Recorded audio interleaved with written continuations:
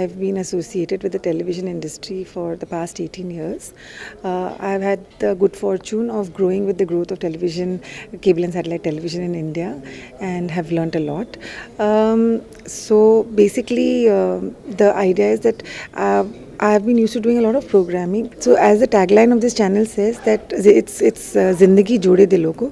So the basic idea of this channel is that mass media platforms have a duty more than just providing entertainment. So I believe that mass media platforms have a duty more over and above just providing entertainment.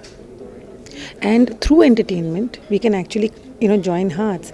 My main thing was that ever since independence we have never actually seen how our brothers and sisters in Pakistan live, and how they live, and how we have never seen the the gullies of Lahore. We have never seen the shops of Pakistan, of say Karachi and so on. We have never seen the common people, and I thought that a few decades back we used to be one country, but in the last so many years we have not even sort of got to know how they live, what they do. They get to know a lot of what we do through our movies, through our films. No, so as in Pakistan, they see a lot of Hindi movies, but over here we don't get to see anything from their side.